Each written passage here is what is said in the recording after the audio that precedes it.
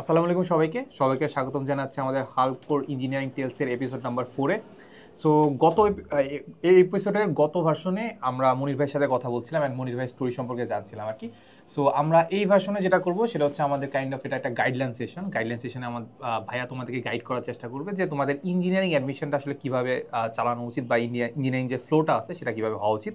So একদম directly যদি আমি ভাইয়ের কাছ থেকে একদম কোশ্চেন আনসারে চলে যাই, যে ভাই একজন স্টুডেন্ট সে আসলে কিভাবে ডিসাইড করবে যে আসলে সে ইঞ্জিনিয়ারিং প্রিপারেশন নেবে নাকি ভার্সিটি প্রিপারেশন নেবে। মেডিকেল একটা কাইন্ড অফ আলাদা, কারণ সে হয়তো বা সে ছোটোবেলা থেকে প্রিপারেশন মানে ধরে রাখছে যে সেই মেডিকেলে যাবে আর কি। আচ্ছা, এটা একটা বেশ গুরুত্বপূর্ণ সিদ্ধান্ত যে একটা বাচ্চা তার মানে হচ্ছে লাইফের ক্যারিয়ার হিসেবে কোনটাকে চুজ করবে। সে কি ইঞ্জিনিয়ার হতে চায় নাকি সে হচ্ছে ইউনিভার্সিটিতে পড়ে একটা পিওর সায়েন্সের সাবজেক্ট পড়তে চায়। তো আসলে এই সিদ্ধান্তটা নেওয়াটা একটু কঠিন সিদ্ধান্ত। এটা সোজা সাপটা অ্যান্সার দেওয়াটা খুব মুশকিলের একটা কাজ, কারণ এখানে আমাদের প্রত্যেকেরই অ্যাজ এ হিউম্যান বিং আমাদের একটা প্যাশন থাকে, একটা ড্রিম থাকে। এখন কাউকে যদি আমি বলি তোমার ড্রিম পার্সু কইরো না, এই বলাটা আসলে পুরোপুরি মানে হচ্ছে ন্যায়সঙ্গত হয় না। তো আমি কিছু মেট্রিক্স বা আমি কিছু বলি যে কিছু ডাইমেনশন আগে তুমি দেখো নিজের ব্যাপারে, সিদ্ধান্তটা নিতে হবে নিজের। প্রথম কথাটা হচ্ছে সিদ্ধান্তটা হওয়া উচিত নিজের, কারণ লাইফটা তোমার নিজের। এখন এইখানে একটা বাচ্চা ইঞ্জিনিয়ারিং পার্সু করবে কিনা এইটার প্রথম যে প্যারামিটার সেটা হচ্ছে তার ম্যাথ এবং ফিজিক্সের প্রতি ভালোবাসা আছে কিনা। যদি তার ম্যাথ কোনো কারণে কঠিন লাগে, কোনোভাবেই ইঞ্জিনিয়ারিং পার্সু করা উচিত না, কারণ ইঞ্জিনিয়ারিং পড়ালেখার 80%ই ম্যাথ, বাকি 20% হচ্ছে ওই ম্যাথটাকে অ্যাপ্লাই করা বিভিন্ন ক্ষেত্রে।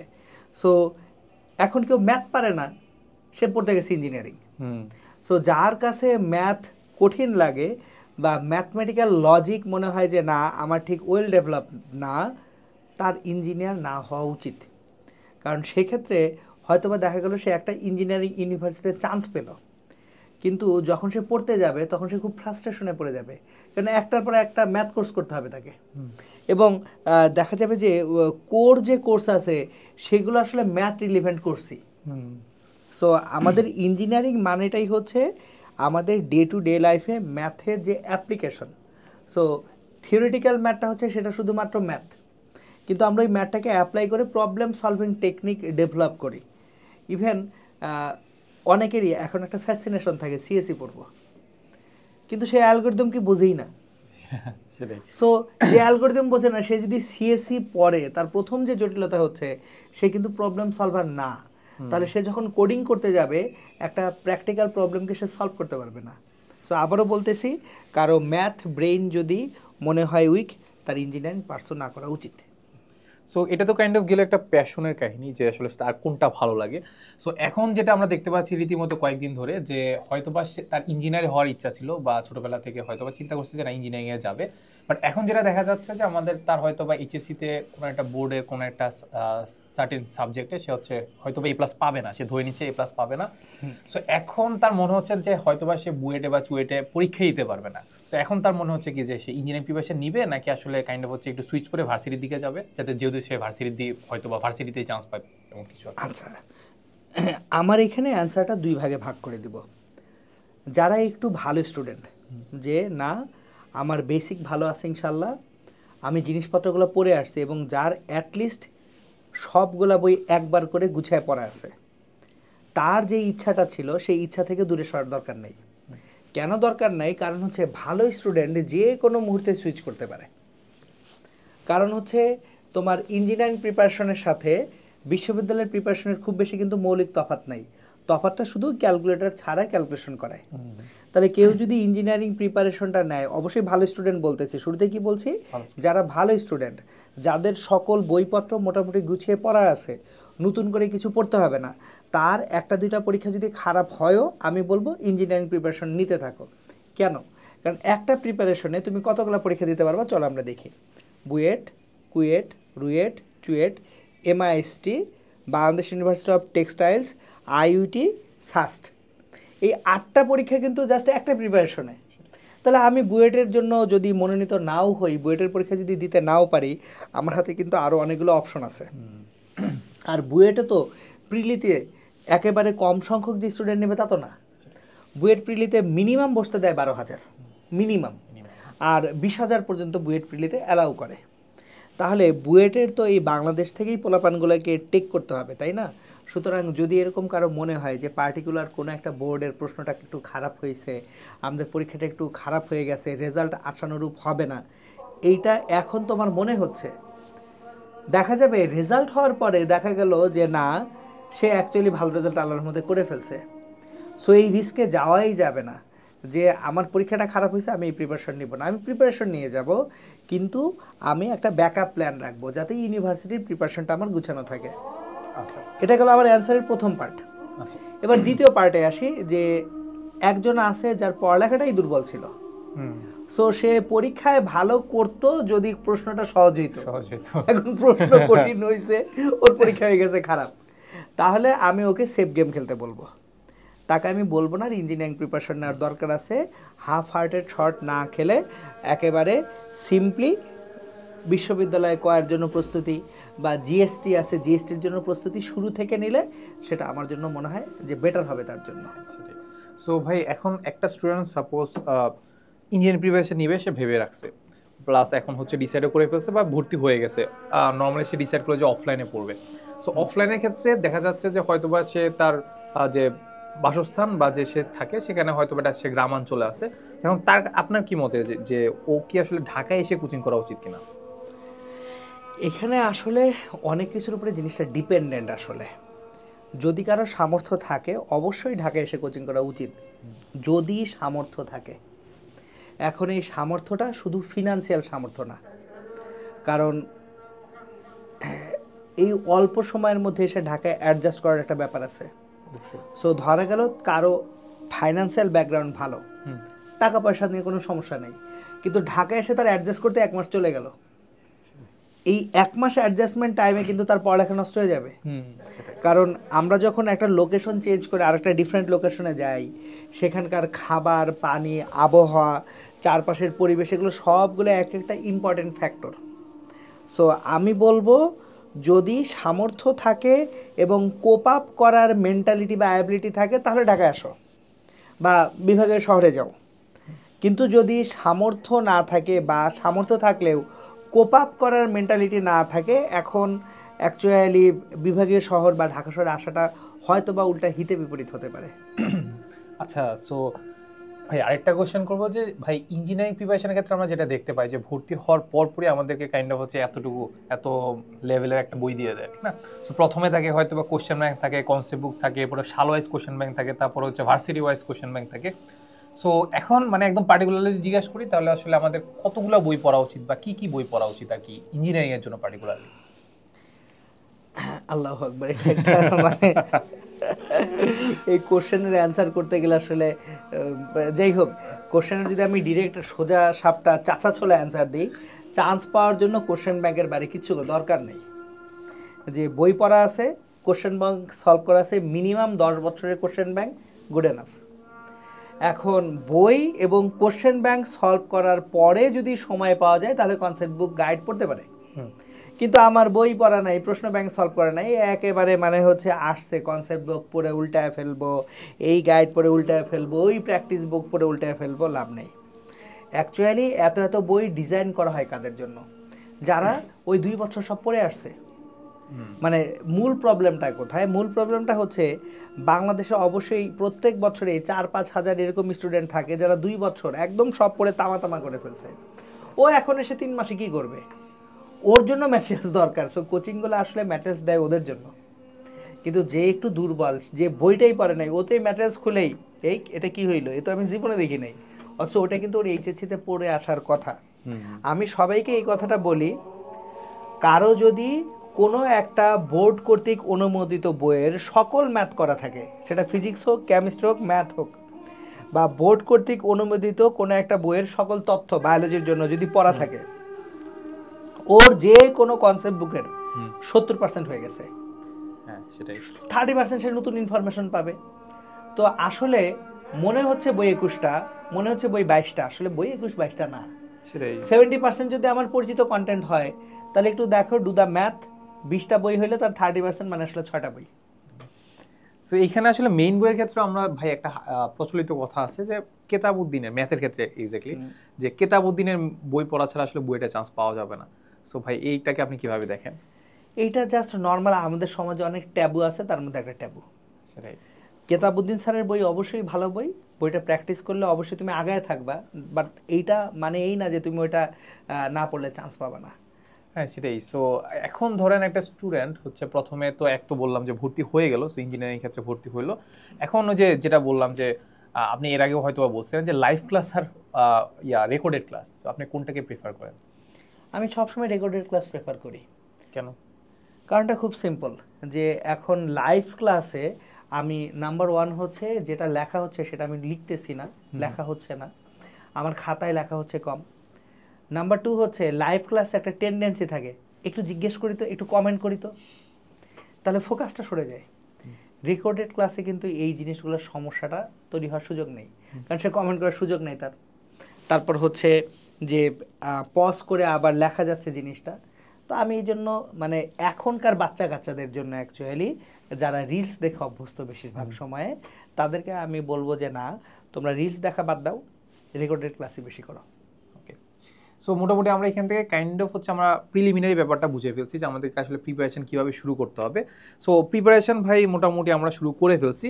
এখন একটা স্টুডেন্টের ক্ষেত্রে যেটা দেখা যায় যে প্রথম দিকে কাইন্ড অফ সিরিয়াসনেস থাকে একদম পিকে, যে আসলে একদম পড়ে ফুটে ফেলবো, বইটা ফার্স্ট সেকেন্ড থার্ড হয়ে যাবো। বাট আস্তে আস্তে যখন দেখা যায় যে উইকলি শুরু হয়, সো বিভিন্ন জায়গায় আমরা উইকলি দিই বা পরীক্ষা দিই, সো দেখা যাচ্ছে তখন প্রথম দিকেও ভালোই মার্কস আসে, ঠিক না? আস্তে আস্তে দেখা যাচ্ছে যখন কঠিন চ্যাপ্টারগুলো আসা শুরু করে, তখন আস্তে আস্তে দেখা যাচ্ছে মার্কস আসা কমা শুরু করছে, ঠিক আছে? আর কমা শুরু করার ক্ষেত্রে আমি বলবো যে কাইন্ড অফ এই সিরিয়াসনেসটা ধরে রাখবো কিভাবে, প্লাস কাইন্ড অফ হচ্ছে মোটিভেশনটা কিভাবে ধরে রাখবো? আচ্ছা, মোটিভেশনের সবচেয়ে বড় ব্যাপারটা হচ্ছে এখানে মাঝে মধ্যে তো আমার মনে হয় পোলাপানের বান্দা পিটাই, তোর আবার মোটিভেশন লাগবে কিসের? তুই বেঁচে আসিস বেটা, এর থেকে বড় মোটিভেশন কি আছে? আল্লাহ তাআলা সুস্থ রাখছে আমাকে, মানে আমি মানে হচ্ছে সবাইকে একটা মোটিভেশনই দিব। কয়জন পড়ার সুযোগ পাচ্ছে? আপনার বয়সী কত মানুষজন তাদের পড়ার সুযোগটা নাই, তারা জীবিকা অর্জনের জন্য বিভিন্ন রকম কাজকর্মে ব্যস্ত হচ্ছে। সেখানে আপনি সুযোগটা পাচ্ছেন আল্লাহর রহমতে, যে আপনি পড়ালেখার মাধ্যমে আর একটু উপরে যাওয়ার, আর একটু সামনে এগিয়ে যাওয়ার। এরপরে যদি মোটিভেশন লাগে, বাইন্দা পিটান ছাড়া গতি নেই। আর পড়ালেখার স্পিড কমে যাওয়ার পিছনে শুধুমাত্র আমি স্টুডেন্টদের দায় দেখি না, আমি শিক্ষক এবং কোচিংগুলোর দায় দেখি। কীরকম? কোচিংগুলা তারা তাদের বাহাদুরি দেখায়, শিক্ষকরা ক্লাসরুমে এসে দেখায়, দেখছো এই ম্যাথ না পারলে হবে না, আরে বেটা তুই পার শিখলি কিনা। আমি একটা সিম্পল এক্সাম্পল দিব। তোমার এই রিসেন্ট ইয়ার্সের একটা কোশ্চেন ছিল, সেটা হচ্ছে ওই ম্যাথের কোশ্চেন ছিল, তিনটা বৃত্ত, এই তিনটা বৃত্তকে স্পর্শকারী রেখা দিয়ে একটা ম্যাথ ছিল। তো আমি যতটুকু জানি যে বুয়েট ভর্তি পরীক্ষায় ওই বছর যে ছেলেটা সেকেন্ড হয়েছে, সে ওই কোশ্চেনটা অ্যান্সার করেনি। ফার্স্ট বা সেকেন্ড কেউ একজন এই কোশ্চেনটা অ্যান্সার করেনি। তো সব ম্যাথ তো আমার পারতে হবে না, আমি তো 40-এ 40 পাবো না রে ভাই, মানে বুয়েট রিটেনে 400-তে আমি 400 পাবো না, সম্ভব না। তাইলে কেন এত পেরেশানি হচ্ছে? প্রতি বছর প্রশ্নপত্রে 3-4টা এরকম কোশ্চেন থাকে, যে কোশ্চেনগুলো কেউই অ্যান্সার করে না, বা না করলেও কোনো কিছু আসে যায় না। তো এই এডটেকগুলো বা কোচিংগুলো ওই 3-4টা কোশ্চেনে যেরকমভাবে টানে, দেখলে না আমার মেজাজ খারাপ হয়ে যায়। আরে বাপ, এই কোশ্চেন তুই বাদ দে না, বাচ্চা কাছে বল যে এই কোশ্চেন সলভ না করলেও তোমার হবে, কারণ এইটা যে বছর আসছে সেই বছরই পোলাপান পারে নাই, তোমার বছর তার এটা আসবে না, তোমার বছর যেটা ঘুরে দিবে তুমি ওটা পারবে না। সুতরাং যে জিনিসটা আমি পারবো সেটা বেশি করে পড়া উচিত, যেটা আমার সিলেবাসের বাইরে আসলেও আসতে পারে, আনসিন, এটা নিয়ে সময় নষ্ট করা অনুচিত। আমি অলওয়েজ বাচ্চাদেরকে একটা এক্সাম্পল এইভাবে দিই, ধরো কোনো একটা এক্সামে তুমি 4000 জনের সঙ্গে পরীক্ষা দিচ্ছ, পারা একটা জিনিস তুমি ভুল করে ফেলছো, তাহলে 3999 জিনিস সেটা ভুল করে নাই। তাহলে এটা কাভার করার জন্য তোমাকে এমন একটা ম্যাথ পারতে হবে যেটা বাকি 3999 জন পারে না। এই হিসাবটা আমরা কেউ করি না। আমরা হচ্ছে যেটা সহজ টান দিয়ে করে যাব যাতে কঠিনটা করতে পারি। ওহে চান্দু, সহজটা তুমি যদি কোনো কারণে ভুল করে ফেলো, বাকি 3999 জন এই সহজটা ভুল করে নাই, তোমাকে তাহলে এটা কাভার করার জন্য এমন একটা ম্যাথ পারতে হবে যেটা বাকিরা কেউ পারে না। এ কোয়াইট ইম্পসিবল একটা কাজ। আচ্ছা, সো ভাই খুব একটা ভালো একটা এক্সাম্পল দিল আর কি। সো এটা দ্বারা আসলে আমরা বোঝা যায় যে মানে কাইন্ড অফ হচ্ছে যেসব জিনিস পারা দরকার, মানে এক্স্যাক্টলি যদি আমি বলি যে মাঝে মাঝে বলে যে ভাই উইকলিতে আসলে ভালো করবো কিভাবে, সো উইকলিতে মানে দেখো আমি তোমাকে একটা পার্সোনালি কথা বলি যে আমার কাছে যেটা মনে হয় যে ভাই, যে উইকলিতে দেখা যাচ্ছে মানুষজনের অনেক কঠিন কোশ্চেন করে মাঝে মাঝে, যেসব কোশ্চেন আসার মতো না ওইসব কোশ্চেনে করে, কাইন্ড অফ টপারদের জন্য করে, ঠিক না?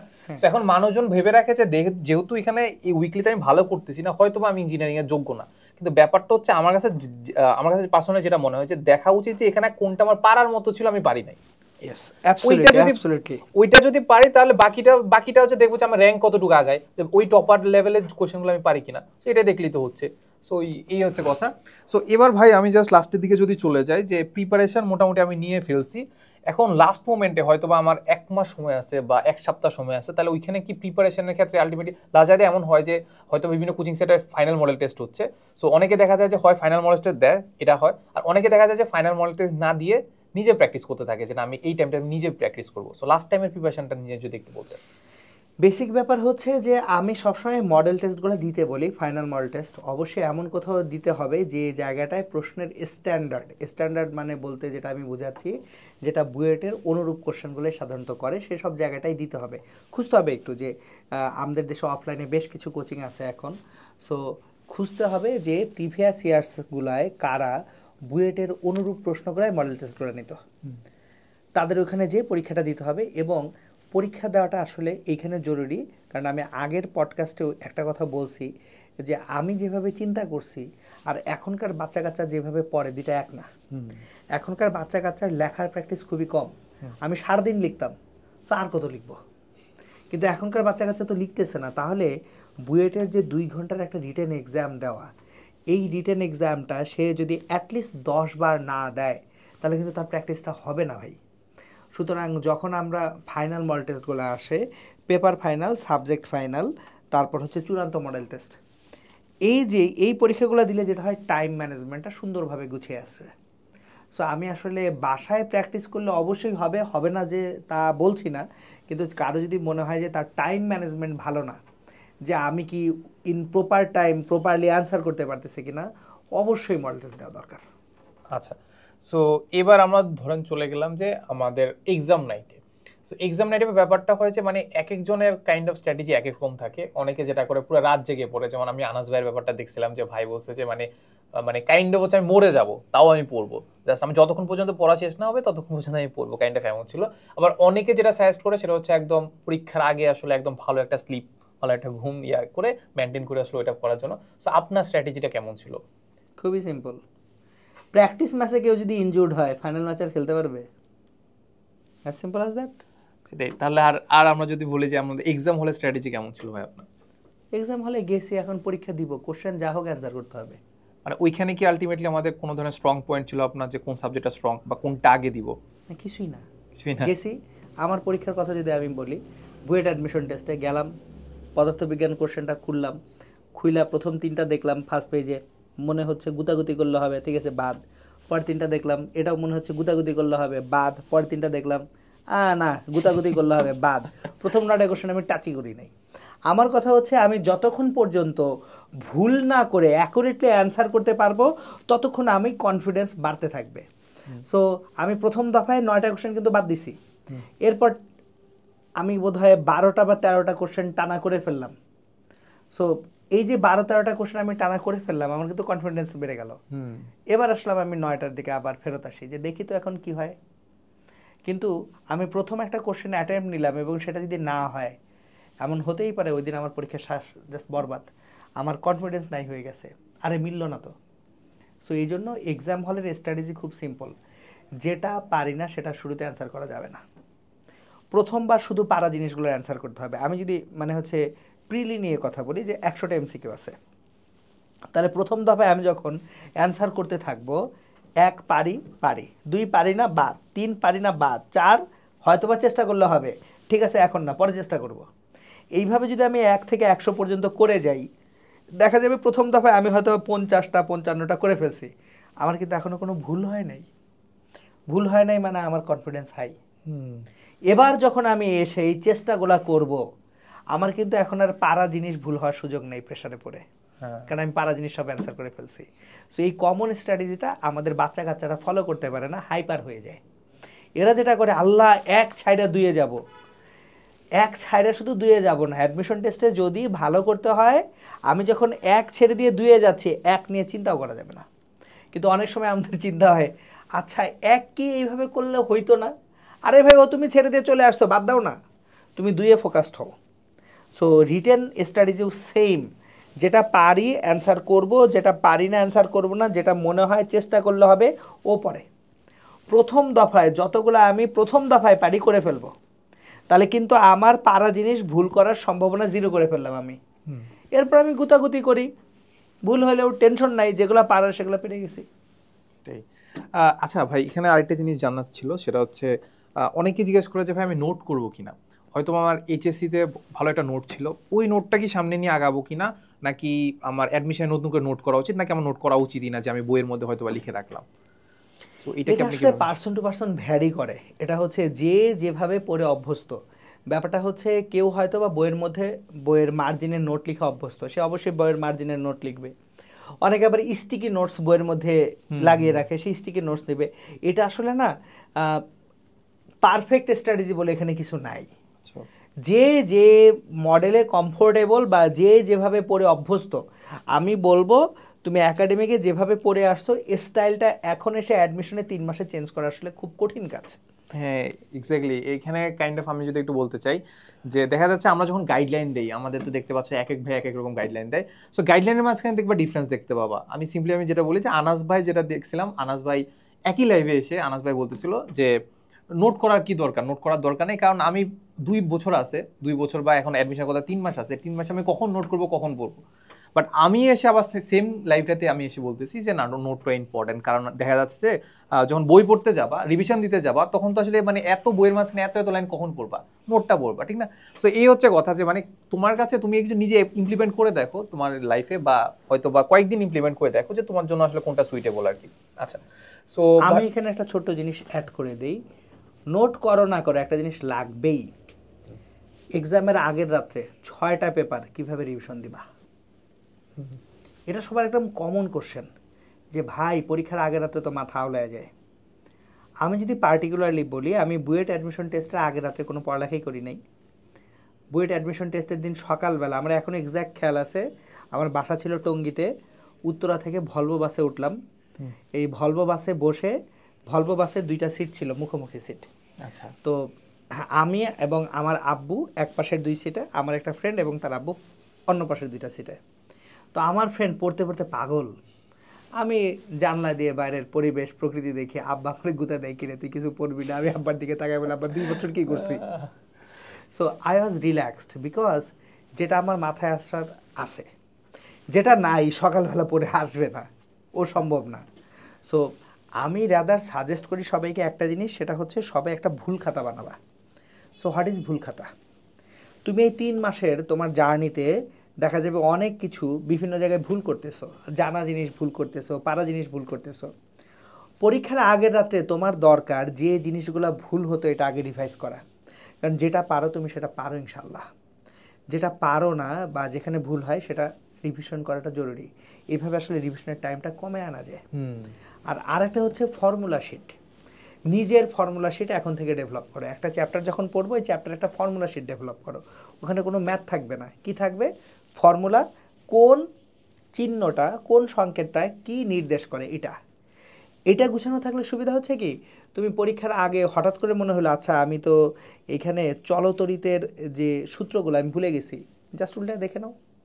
সো আমি নোটের জায়গায় বলবো এই ভুল খাতাটা এবং হচ্ছে সূত্রের শিটটা ডেভেলপ করতে।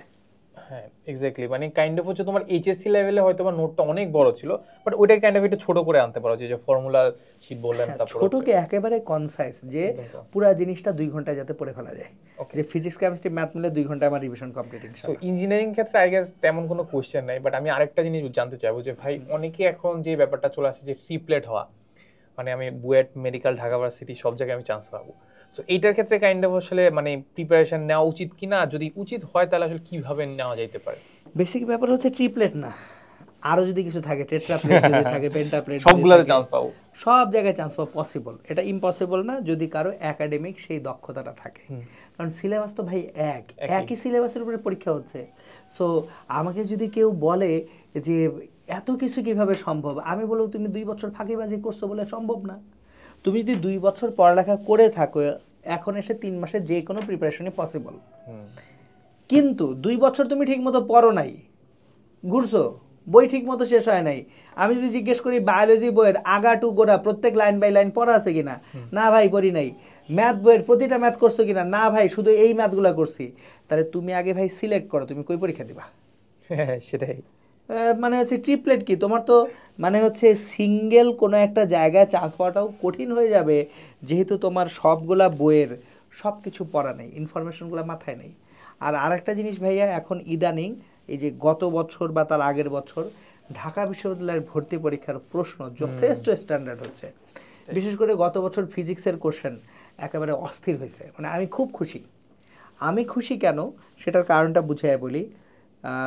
এটা শুনতে অনেকের কাছে খারাপ লাগে, বাট যেটা বাস্তবতা, অযোগ্য কেউ যোগ্য স্থানে গেলে সমস্যা তৈরি হয়। সো কোশ্চেনটা অবশ্যই স্ট্যান্ডার্ড কেন করা উচিত, কারণ যাতে এই প্রতিষ্ঠানগুলা ভালো স্টুডেন্টগুলোকে বাছাই করতে পারে। অ্যাডমিশন টেস্ট কিন্তু আসলে সিলেকশন প্রসেস না, অ্যাডমিশন টেস্ট হচ্ছে অলওয়েজ বাদ দেওয়ার প্রসেস। কে কে বাদ পড়বে, অ্যাডমিশন টেস্টে তুমি আসলে চান্স পাও না, অ্যাডমিশন টেস্টে কিছু মানুষজন বাদ গেছে বলে তুমি আসো। সো এই যে বাদ দেওয়ার প্রসেসে সিলেকশন প্রসেসটা অ্যাকচুয়ালি গত কয়েক বছরে কিন্তু দেখা যাচ্ছে যে স্ট্যান্ডার্ড সিলেকশন প্রসেস হচ্ছে। একটু টিপিক্যালের বাইরে কনসেপচুয়াল কোশ্চেন বেশি আসতেছে। সো তোমরা যদি এইটা মনে করো যে না আমি পুরা বইয়ের কনসেপ্টগুলা মাথায় না রাখলেও চলবে, বইয়ের কনসেপ্ট ছাড়া আমি চান্স পেয়ে যাব, এটা মনে হয় একটা ভুল ধারণা হবে। হ্যাঁ সেটাই, আমরা যেটা ভাই যেটা বললো আর কি, যে ঢাকা ভার্সিটির আমরা রিটেন কোশ্চেন দেখলাম যে কাইন্ড অফ হচ্ছে তুমি যদি গতানুগতিক প্রিপারেশন নিয়ে যাও, ভার্সিটি প্রিপারেশন নিয়ে যাও, তাহলে দেখতে পাবা মানে question bank, just question bank গিলে খেয়ে যাবা, এরপরে জাস্ট পরীক্ষার হলে সেম জিনিসই পাবা। তাহলে এখন আর হচ্ছে না, সামনেও আশা করি এমন হওয়ার কথা না, কারণ এইচএসসি তো আমরা দেখতে পাচ্ছি যে ভালোই আসলে স্ট্যান্ডার্ড হচ্ছে। সো তাহলে আমরা দেখতে পাচ্ছি অ্যাডমিশন এমন হওয়ার কথা। সো ইঞ্জিনিয়ারিং এর ক্ষেত্রে যা যা কোশ্চেন করার মোটামুটি আমরা এখান থেকে জেনে ফেলছি আর কি। এর বাইরেও যদি তোমাদের কোনো কোশ্চেন থাকে তাহলে তোমরা কমেন্টে জানাতে পারো আর কি। আর ভাই আপনি যদি ইঞ্জিনিয়ারিং যারা প্রিপারেশন নিবে তাদের জন্য যদি কিছু বলতে চান তাহলে। মানে আমার বলার কথা একটাই, সেটা হচ্ছে চান্স পাওয়ার জন্য দুটো জিনিস লাগে, এক রিজিক, দুই পরিশ্রম। রিজিকে না থাকলে যতই পরিশ্রম করি লাভ নেই। তাহলে এখন রিজিকে আছে কি না সেটা তো আমি জানি না, দোয়ায় ভাগ্য পরিবর্তন হয়। সুতরাং বেশি বেশি দোয়া করতে হবে, আল্লাহ তাআলার সঙ্গে কানেক্টিভিটি বেশি বেশি রাখতে হবে, রাত জেগে পড়ার প্র্যাকটিস করার থেকে রাত জেগে তাহাজ্জুদের প্র্যাকটিসও করতে হবে। সো পড়তেছি রাত জেগে কিন্তু 2 রাকাত নামাজ পড়তে পারতেছি না, এটা খুবই খারাপ। সুতরাং আমার চেষ্টার পাশাপাশি চাইতে হবে কার কাছে, যিনি দেওয়ার মালিক। সুতরাং এখানে সবচেয়ে বড় অ্যাডভান্টেজটা হচ্ছে আমার যদি আল্লাহ তাআলার সঙ্গে কানেক্টিভিটিটা ভালো থাকে, তাহলে আমরা কখনো হতাশ হব না। আমাদের হতাশার প্রথম কারণ হচ্ছে আমি চেষ্টা করে পাইলাম না। রিজিকের উপর বিশ্বাস হারানোটা হতাশ হওয়ার প্রথম কারণ। কিন্তু যদি আমার মাথায় এটা থাকে যে চেষ্টা আমি করে গেছি, আল্লাহ তাআলা আমার রিজিকে রাখলে ইনশাল্লাহ আমি পাবো, রিজিকে না রাখলে পাবো না, এবং সেটা নিয়ে অসন্তুষ্টও হওয়া যাবে না, তাহলে কিন্তু হতাশাটা আসে না। সো তোমরা যারা ছোট মানুষ, তোমাদের বয়স একেবারে আমি বলবো যে তোমাদের লাইফ কেবল শুরু করতে যাচ্ছ। সো আমি চাই না তোমরা কেউই হতাশ হও শুধুমাত্র একটা ভর্তি পরীক্ষার জন্য। ভর্তি পরীক্ষা is a part of life, it is not life. প্রচুর মানুষজন আছে যারা হয়তোবা খুব ভালো ইউনিভার্সিটিতে পড়ে নাই কিন্তু লাইফে সাকসেসফুল অ্যান্ড হ্যাপি হয়েছে। সো পরিশ্রম থামানো যাবে না, হাল ছাড়া যাবে না, মন খারাপ করা যাবে না। সামনে যেটাই আসুক না কেন অ্যাকসেপ্ট করতে হবে, সামনে আগায় যেতে হবে। ইভেন যদি কোনো কারণে আল্লাহ না করুক এইচএসসির রেজাল্ট মনোপুত না হয়, সেটা নিয়ে সময় নষ্ট করা যাবে না। কেন? যেটা রেজাল্ট হওয়ার সেটা হয়ে গেছে বা হবে। আমার কাজ পরবর্তী ধাপের জন্য নিজেকে প্রিপেয়ার্ড করা। কিছু অবাঞ্ছিত কোশ্চেন থেকে নিজেকে দূরে রাখতে হবে। কীরকম অবাঞ্ছিত কোশ্চেন? ভাইয়া কাটমার্ক কত? দিব থাপ্পড়। কাটমার্ক কত আসছে? এক এক বছর কোশ্চেন এক এক রকম হয়। এক এক বছর বাচ্চাদের মেরিট এক এক রকম হয়, তাহলে এক এক বছরের কাটমার্ক এক এক রকম হবে। জেনে আমি কি করব কাটমার্ক কত হয়? আমি চাবো আমি যাতে একদম সামনের সারিতে থাকি। তারপর আরও কিছু কোশ্চেন, এই কোশ্চেনগুলো আমাদের প্রোগ্রেসকে ব্যাহত করে। ভাইয়া রেজাল্ট কবে হবে, ভাইয়া বুয়েট এবার কত যাবে, ভাইয়া এখানে এ প্লাস না পাইলে কি হবে। আমার নিজের কন্ট্রোলে যেটা নাই সেটা নিয়ে কোশ্চেন করাটাও আমার কাছে দূষণীয় মনে হয়। যেগুলো তো আমার কন্ট্রোলে নাই, এগুলো তো আমি কন্ট্রোল করতেছি না, তাহলে এগুলো নিয়ে চিন্তা করার কি আছে। এবং এই জায়গাটায় আমি সবসময় বলি, এই যে গার্ডিয়ানরা যারা আছেন তারা অবশ্যই চেষ্টা করবেন এই টাইপের অযাচিত কোশ্চেনগুলো থেকে নিজেদেরকে দূরে রাখতে। পাশের বাসার আন্টি দিয়ে ইনফ্লুয়েসড হয়েন না। আমি এই বিষয়টা নিয়ে আমি বোধহয় অনেক বেশি বলি, পাশের বাসার আন্টি, পাশের বাসার আন্টি, আমি সারাদিন বলতে থাকি। কারণ আমি যেটা দেখছি, এই পাশের বাসার আন্টি বা অফিসের কলিগ ভাইজান, এদের জন্য দেখা যায় আমাদের পরিবারগুলো এখন ব্যাপক যন্ত্রণা।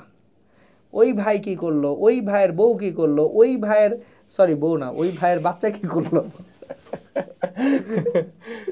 এই টাইপ যে এই চর্চাগুলো চলে, এই চর্চাগুলো খুব দূষিত চর্চা। আর ফাইনালি আমি বাচ্চাদেরকে না, একটু গার্ডিয়ানদেরকে একটা জিনিস রিকোয়েস্ট করি অলওয়েজ, যারা ওয়ার্কিং প্যারেন্টস আছেন, অফিসকে বাসায় আনেন না কাইন্ডলি। কারণ অফিসকে বাসায় আনলেই সকল জটিলতা তৈরি হয়। মানে আমি অফিসকে বাসায় আনতে বলতে যেটা বুঝাচ্ছি, দেখা গেল আপনি অফিসে কোনো কারণে বিরক্ত, আপনি সেই বিরক্তি নিয়ে বাসায় ঢুকলেন, ঢোকার পরে দেখা যায় এই খিটমিটটা চলতে থাকে। একটা বাচ্চার চান্স পাওয়ার জন্য পড়ার পাশাপাশি তার এনভায়রনমেন্টটা খুব জরুরি। হেলদি এনভায়রনমেন্ট ছাড়া বাচ্চারা ভালো করতে পারে না। আপনার বাচ্চা হয়তো বা আপনাকে দেখানোর জন্য পড়ার টেবিলে বসে আছে, কারণ না হলে আপনি খিটমিট করবেন, ওই পড়াটার কোনো কাজেই দিচ্ছে না। সো বাচ্চাদের প্রতি রিকোয়েস্ট থাকবে যে তোমরা বাপ মায়ের সঙ্গে এই ব্যাপারগুলো নিয়ে কথা বলবা, তাদেরকে অবশ্যই ভদ্রতার সাথে আব্বু আম্মুর সঙ্গে কথা বলবা যে আমাকে পুশ করো না, আমাকে মোটিভেট করো। কারণ যদি পুশ করো, আমি প্রেশারে পড়ে নার্ভাস হয়ে আরও খারাপ করে ফেলি। বাবা মায়ের প্রতি আমার রিকোয়েস্ট থাকবে সাপোর্টিভ হন। হ্যাঁ, বাচ্চাকে বান্ধা পেটাবেন কখন? যদি পরিশ্রম না করে। কিন্তু বাচ্চা পরিশ্রম করতেছে কিন্তু কোনো কারণে সে রেজাল্ট করতে পারতেছে না, তখন খোঁজেন কি কারণে রেজাল্ট তার খারাপ হচ্ছে। তখন শুধু শুরুতেই এই ভাইয়ের ছেলে এটা করছে, তুই কেন পারস নাই, এটা করেন না। এটা অন্যায়, অন্যায্য আচরণ। সো পড়ার সময় ভাইয়া আপুরা তোমরা মনোযোগ দিয়ে পড়বা, তোমরা আল্লাহর কাছে সাহায্য চাবা, তোমরা বাবা মাকে বলবা তোমাদের জন্য বেশি বেশি দোয়া করতে, কারণ তোমাদের দোয়া এবং বাবা মায়ের দোয়া একদম কাজে লাগবে ইনশাল্লাহ। ভয় পাবা না, কি হবে না হবে এসব নিয়ে টেনশন করা যাবে না। যেটা আমার কন্ট্রোল বা নিয়ন্ত্রণে নাই সেটা নিয়ে অযথা চিন্তা করবা না। আচ্ছা, সো তোমরা তো ভাই থেকে অনেক কিছু শুনলা। সো মনির ভাই, আপনাকে অনেক অনেক ধন্যবাদ আমাদের সাথে থাকার জন্য। তোমাদেরকে অনেক ধন্যবাদ এতক্ষণ ধরে আমাদের পডকাস্টটা দেখার জন্য। সো দেখা হবে নেক্সট কোনো পডকাস্টে। আসসালামু আলাইকুম সবাইকে। আসসালামু আলাইকুম।